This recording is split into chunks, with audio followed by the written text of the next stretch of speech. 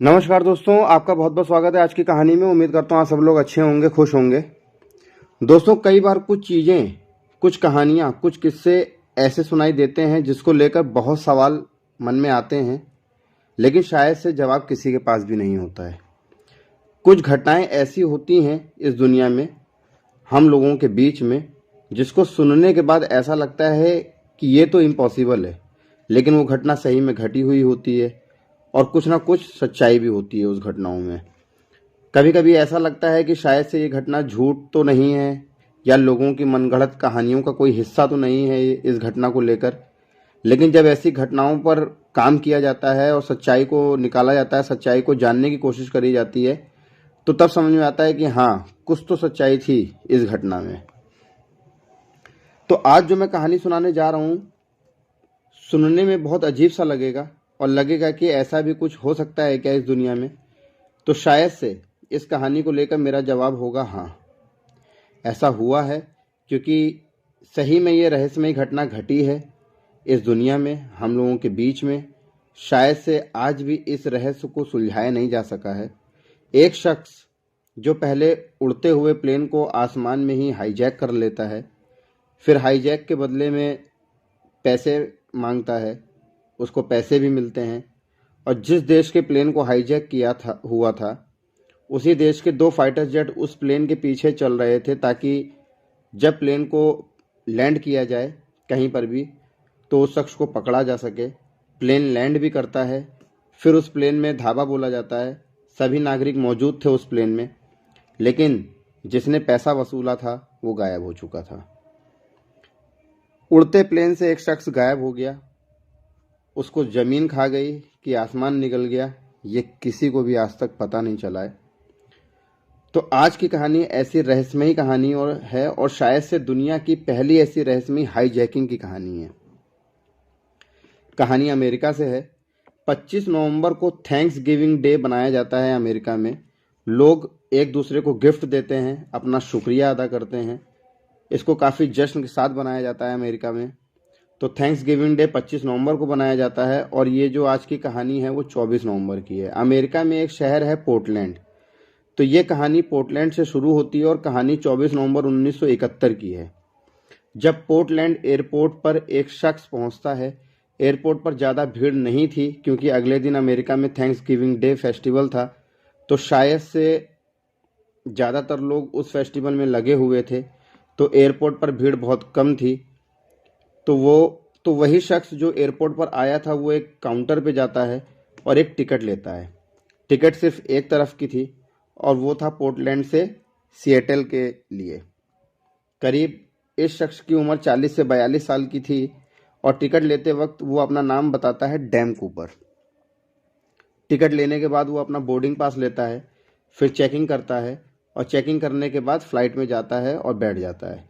उसकी जो सीट थी वो बिल्कुल लास्ट की सीट थी। सीट नंबर था 18C, और सीट के बराबर में कैबिन क्रू के बैठने का कैबिन था।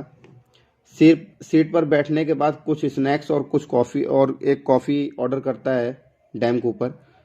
ऑर्डर आता है, वो कॉफ़ी पीता है और अपनी सीट पर ही बैठा रहता है। अब प्लेन के टेक ऑफ होने की अनाउंसमेंट होती है, और प्लेन टेक ऑफ करता है। उस प्लेन में उसके अलावा 35 पैसेंजर्स और थे। 2:50 पर प्लेन टेक ऑफ कर चुका था, और अब प्लेन हवा में था। थोड़ी देर के बाद वो एक अटेंडेंट को बुलाता है जिसका नाम था फ्लोरेंस, और डैम कूपर उसको एक पर्ची देता है। उस पर्ची को लेकर फ्लोरेंस चली जाती है, क्योंकि ऐसी कई बार घटनाएं उस अटेंडेंट के साथ, फ्लोरेंस के साथ हो चुकी थी कि लोग फ्लर्ट करते हैं और अपना नंबर देते हैं, तो इसलिए उसने उस पर्ची पे ज़्यादा ध्यान नहीं दिया और पर्ची को लेकर चली गई और कैबिन में जाकर बैठ गई। कुछ देर बाद डैम कूपर को लगा कि शायद से उसने पर्ची पढ़ी नहीं है, तो वो उसको अपने पास बुलाता है और बोलता है कि वो पर्ची को पढ़ो जो मैंने आपको दिया है। वो पर्ची खोलती है और पढ़ती है, तो वो बहुत घबरा जाती है, क्योंकि उस पर्ची पर लिखा था कि मेरे पास एक बॉम्ब है और मैं इस बॉम्ब का इस्तेमाल कर सकता हूँ। फ्लोरेंस तुरंत डैम कूपर के पास जाकर बैठ जाती है। डैम कूपर उसको अपने बगल वाली सीट में बैठने का ऑफ़र भी, मतलब बोलता भी है। फिर वो एक बैग खोलता है, फ्लोरेंस को अपने पास बैठा कर वो एक बैग खोलता है जो वो अपने साथ ही लाया था प्लेन के अंदर। जैसे ही फ्लोरेंस उस बैग के अंदर देखती है तो चौंक जाती है, क्योंकि उस बैग में 4 छोटे छोटे सिलेंडर एक के ऊपर एक रखे हुए थे, वायरिंग की गई थी चारों तरफ से। तो वो एक बॉम्ब जैसा दिख रहा था उस सूटकेस में, उस बैग में। अब फ्लोरेंस को विश्वास हो चुका था कि डैम की कूपर के पास बॉम्ब रखा हुआ है।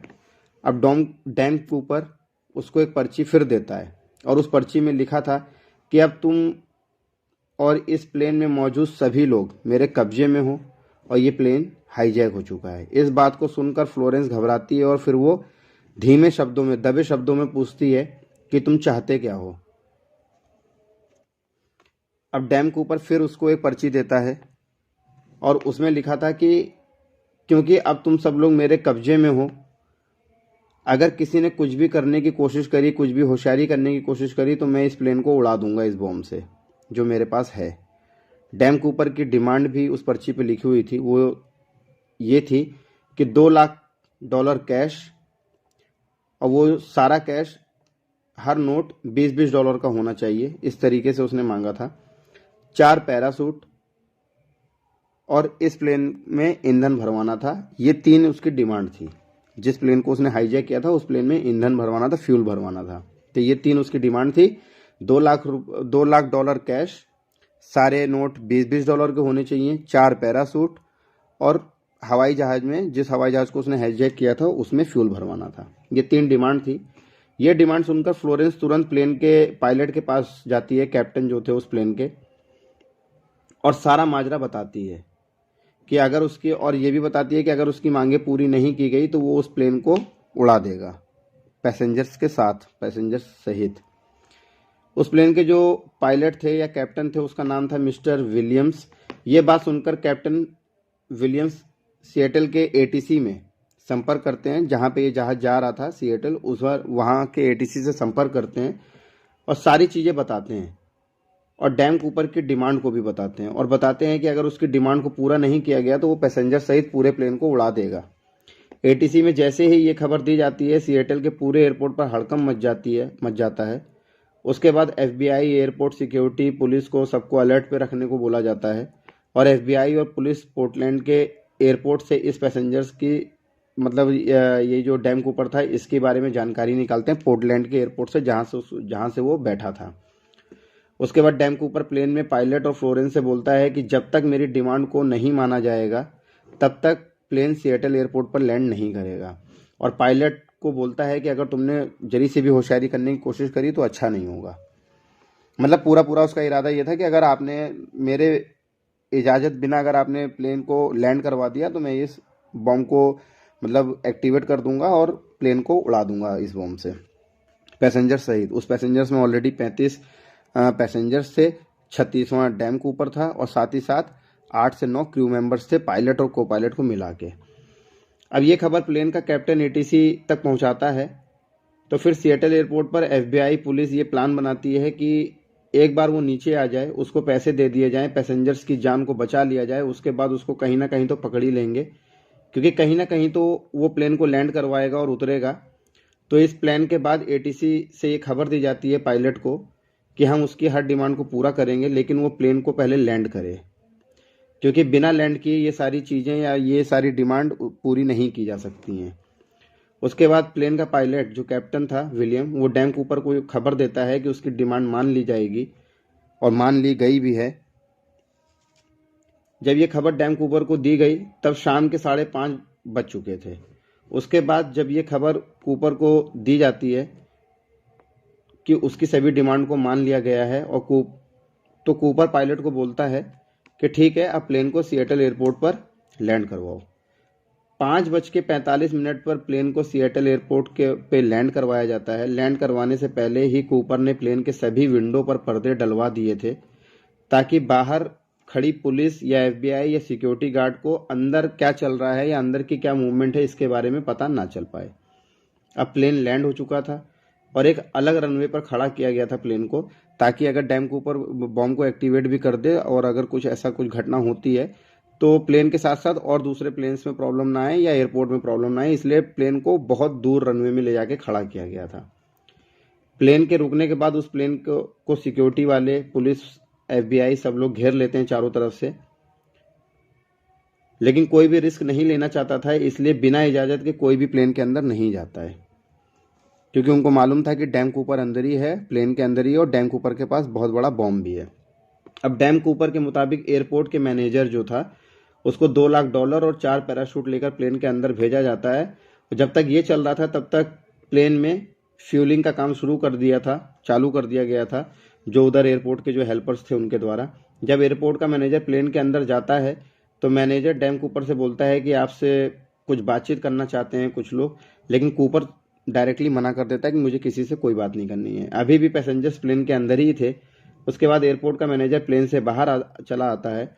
अब उसकी सारी मांगों को पूरा कर दिया गया था, तो उसके बदले में कूपर उन सभी पैसेंजर्स को सिएटल एयरपोर्ट पर उतरने की इजाज़त दे देता है। जो 35 पैसेंजर थे उनको बोल देता है कि आप लोग यहाँ उतर सकते हैं, क्योंकि उसकी सारी मांगों को पूरा कर दिया गया था।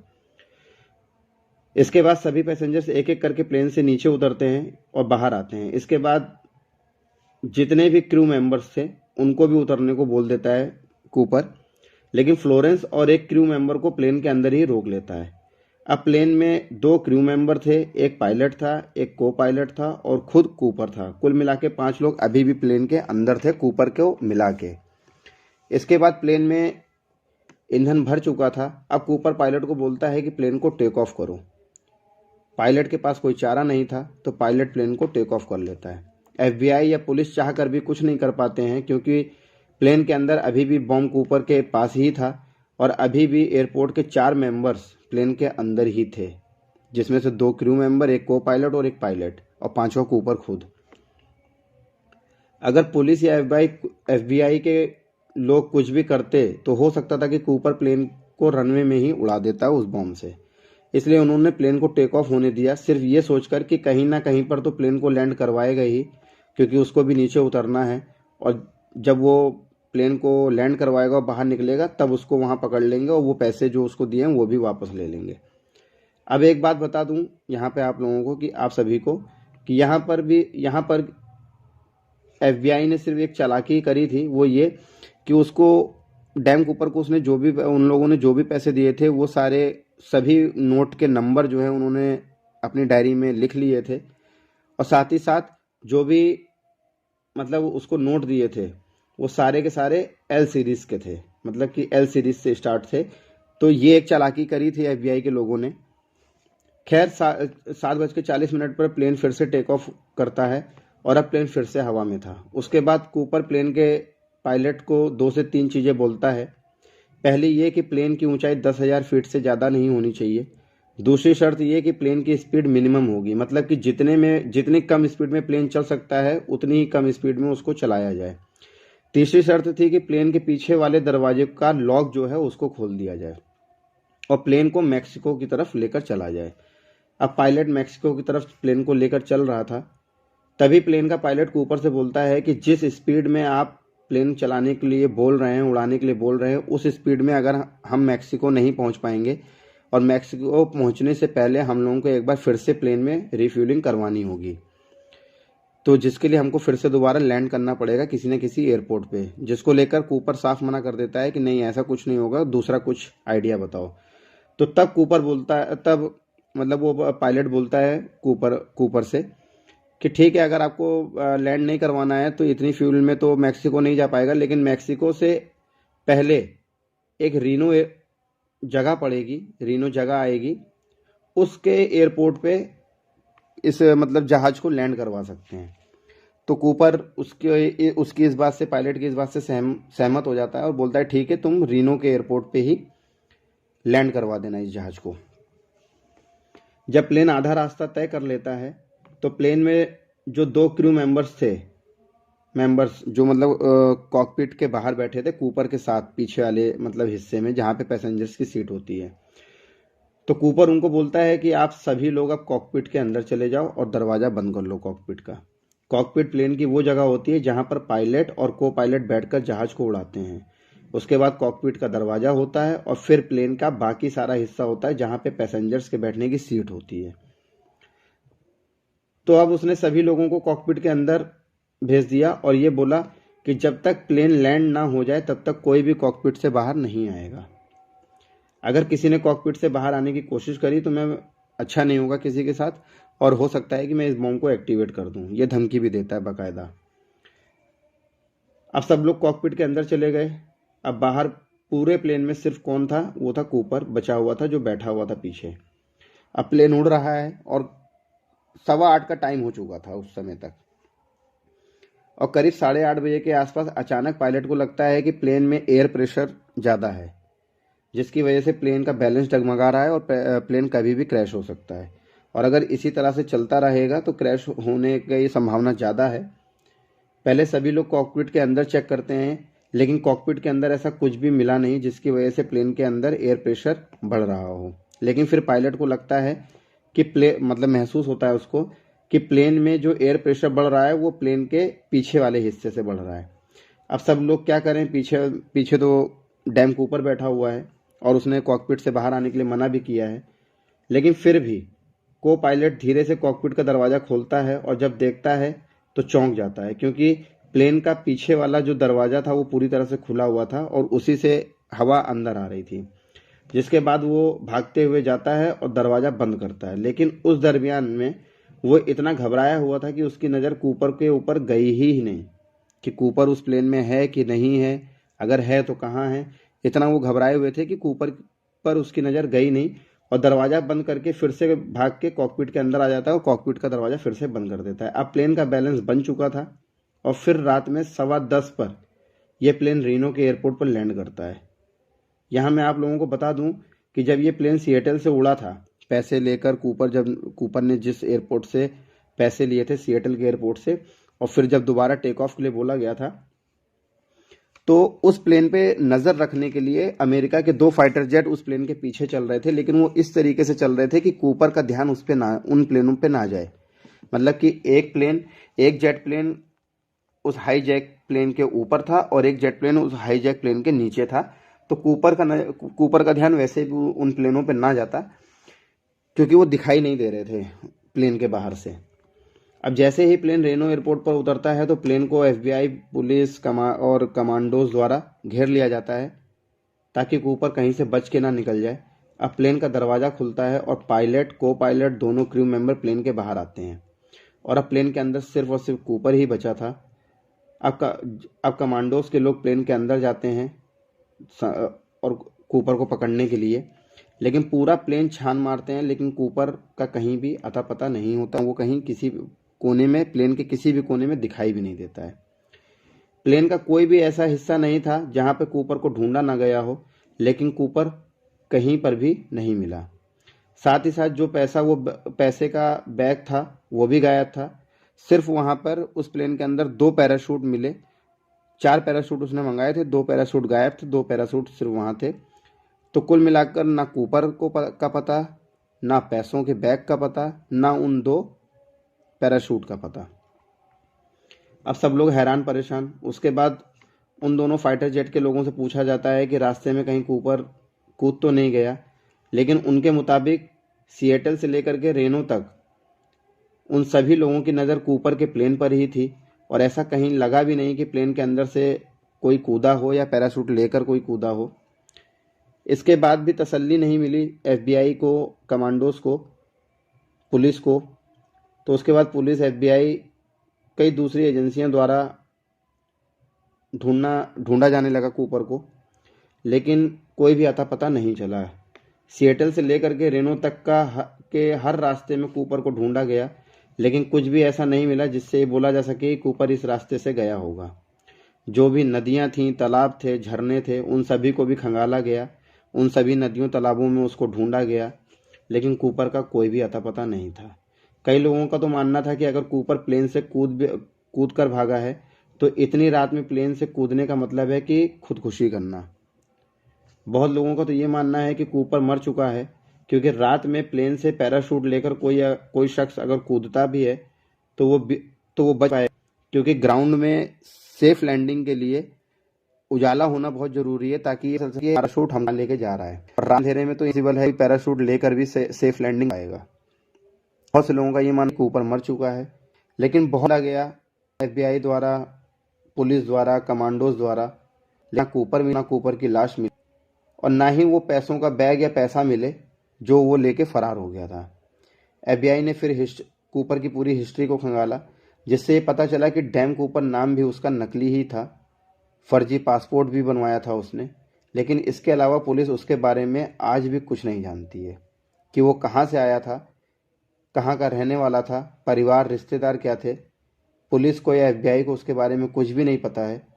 प्लेन के लोगों की हेल्प से उसका स्केच भी बनवाया गया, जिसके बाद करीब 800 के लगभग लोगों को उठाया गया, 800 लोगों पर शक किया गया, लेकिन फिर भी उसमें से कोई डैम कूपर नहीं था, क्योंकि जिस दिन के है उस दिन वो लोग कहीं और ही थे। तो जिससे ये साबित हो गया कि वो लोग कोई डैम कूपर तो नहीं है उन 800 लोगों में से कोई भी। उसके बाद करीब 1976 में एक लड़के को, मतलब कि 1971 में यह हादसा हुआ था और 1906 में एक लड़के एक जगह नहीं बना था, वो क्षेत्र के आसपास ही, तो उस पे पैसों के 2 पैकेट मिले थे जो 1971 में ऊपर को दिए थे। जब उन पैसों को चेक किया तो एल सीरीज के ही थे और वही नंबर्स उसमें थे, उन्होंने नोट किए थे डायरी में। लेकिन एफबीआई और एटीसी जो रेनो की वो जो सिएटल की जो एटीसी थी, उनके मुताबिक डैम कूपर को 580 पैकेट दिए गए थे पैसे के, लेकिन उसमें से सिर्फ ये 2 पैकेट मिले। उसके अलावा 578 पैकेटों का भी नहीं अता पता है, ना ही कूपर का अता पता है, ना ही कूपर की लाश मिली किसी को, ना ही कोई उसका नामो निशान मिला कि वो किस रास्ते से कैसे गायब हो गया उस प्लेन से, आज तक कोई नहीं जान सका है। उसके बाद 46 साल बीत जाते हैं। 1971 में यह हादसा हुआ था, 2017 आ चुका था। एफबीआई जांच पड़ताल करके थक चुकी थी। आखिरकार 2017 में एफबीआई हार मानती है और क्लोजर रिपोर्ट पेश करती है, और क्लोजर रिपोर्ट में लिखती है कि डैम कूपर कहाँ से आया था, कहाँ चला गया, कौन था वो शख्स, उसकी क्या सच्चाई थी, उसके नाते रिश्तेदार कहाँ का रहने वाला था, इसके बारे में हमको कुछ भी नहीं पता है। 46 साल हो चुके हैं जांच पड़ताल किए हुए, लेकिन हमको उसके बारे में कुछ भी पता नहीं चला है। और उम्मीद यही है कि हम लोग इस केस को सॉल्व नहीं कर पाएंगे, इसलिए इसको दिया जाए। तो 2017 में एफबीआई क्लोजर दर्ज करके इसको बंद कर दिया गया। लेकिन अमेरिका के लोगों में, अमेरिका की सरकार में, अमेरिका की एफबीआई एजेंसी में, अमेरिका के कमांडोज के अंदर आज भी ये एक रहस्य बना हुआ है कि डैम कूपर उस प्लेन से कैसे गायब हुआ, एक उड़ते हुए प्लेन से कैसे गायब हुआ। यह आज भी एक बहुत बड़ा रहस्य है जिसको आज भी सॉल्व नहीं किया जा सका है। 2023 आ चुका है, लेकिन आज तक इस रहस्य को सॉल्व नहीं किया जा सका है कि डैम कूपर उन पैसों के साथ कहाँ गायब हो गया, ज़मीन खा गई कि आसमान निकल गया, किसी को कुछ भी नहीं पता है। तो ये थी दोस्तों रहस्यमयी हाईजैकिंग की एक कहानी। उम्मीद करता हूँ आप लोगों को कहानी अच्छी लगी होगी। अगर कहानी अच्छी लगी हो तो प्लीज़ चैनल को सब्सक्राइब कीजिए, वीडियोस को लाइक कीजिए, शेयर कीजिए। और आप लोगों का बहुत बहुत धन्यवाद 1000 सब्सक्राइबर करवाने के लिए। इसी तरीके से फैमिली बढ़ती रहे हमारे यूट्यूब की, मैं आपके लिए कहानियाँ लाता रहूँ और आप लोगों को एंटरटेन करता रहूँ। तो इसी के साथ आज का वीडियो ख़त्म करते हैं दोस्तों, तब तक के लिए धन्यवाद।